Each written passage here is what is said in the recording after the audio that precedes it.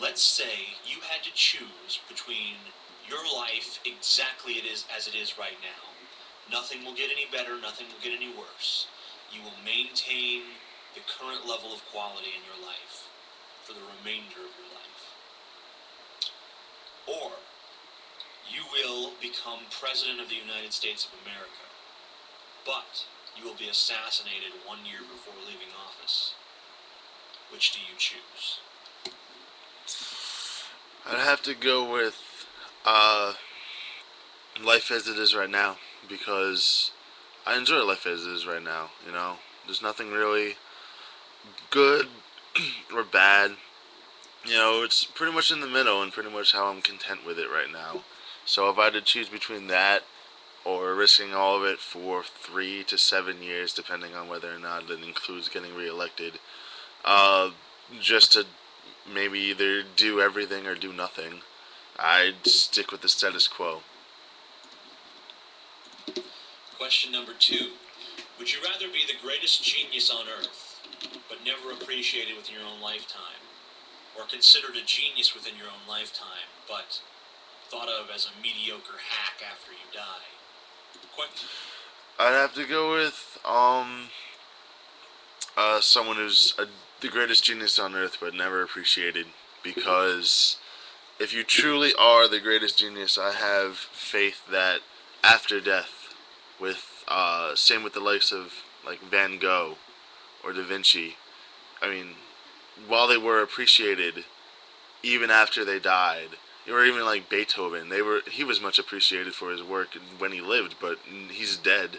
He's been dead for a couple centuries probably, and he's still appreciated as one of the greatest musicians and composers ever to live. So I feel that if I was a greatest genius and people after I died recognized for me as such, then that would be just as fine as if it would be much better than being appreciated, and then after I died, then they just realized that I wasn't a genius and I was just overrated. Question number three.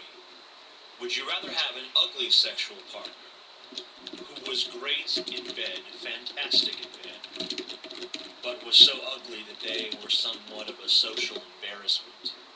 Or would you rather have a lovely sexual partner who happened to be completely terrible in bed, but made people envious of you? Question.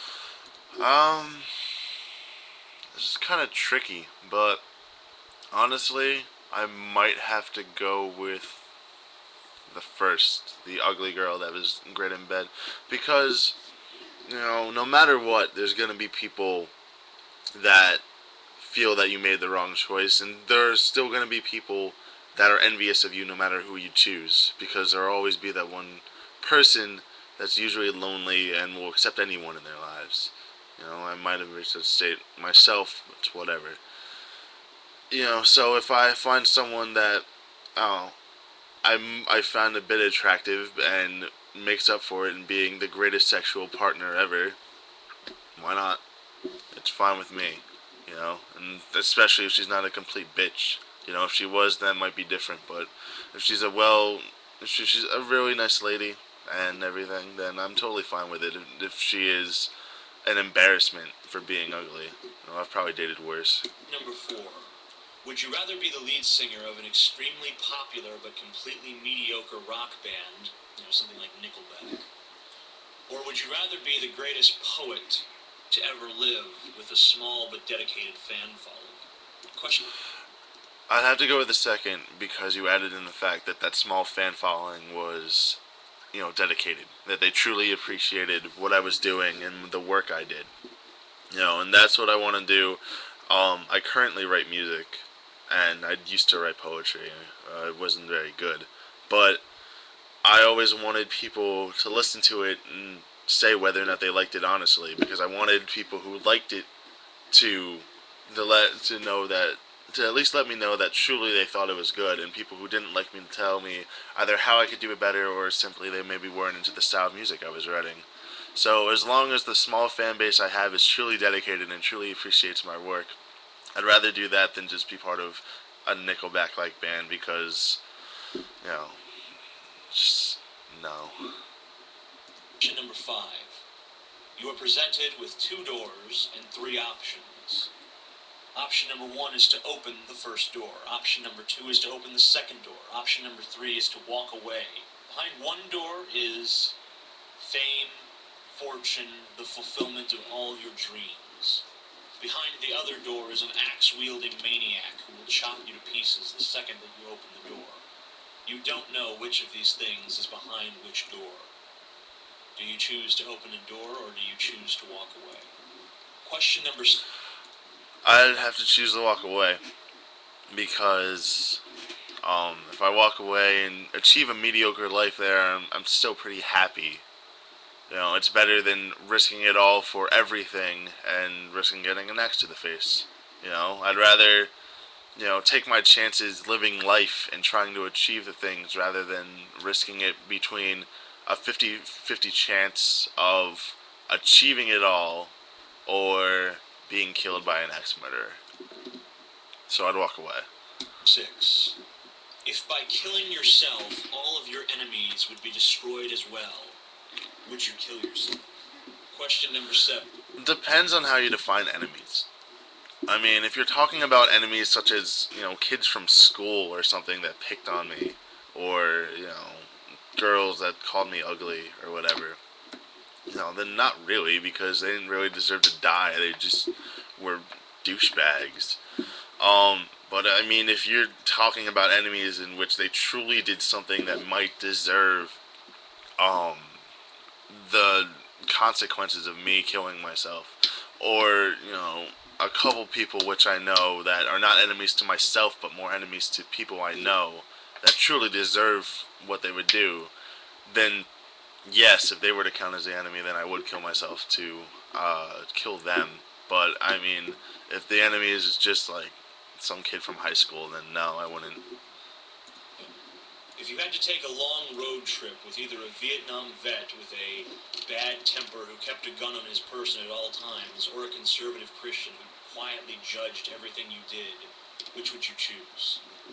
Probably the Vietnam vet, because if he's outspoken and he's honest about everything, then I'll know exactly what he's thinking, and I won't have to worry about everything because I'll just ask him and he'll tell me.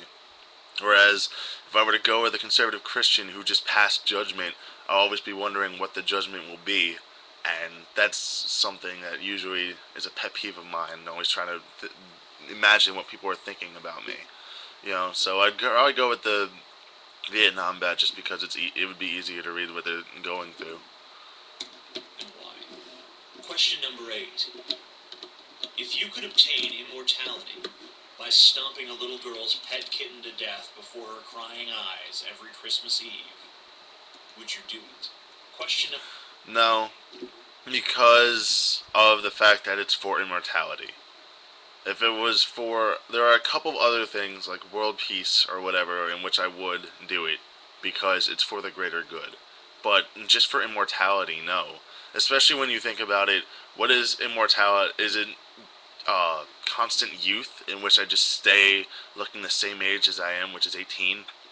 Or do I age as well? I just don't die from old age, from natural causes. In which case, what do I do when I'm 160 and I'm bedridden and, then it comes time, Christmas Eve, to kill some girl's kitten? Could I do it? And then, then all the kittens I killed in the past were in vain because I'm now no longer immortal. So that's my answer. Number 9. If you loved someone with all of your heart, and they hated everything about you, would you take 10 years off of their life if it meant that they would love you in return? Question number 10. No, because, that's selfish. If they want to live their life, and I can find happiness in other things besides just one girl, then I rather wouldn't take years off their life just for myself.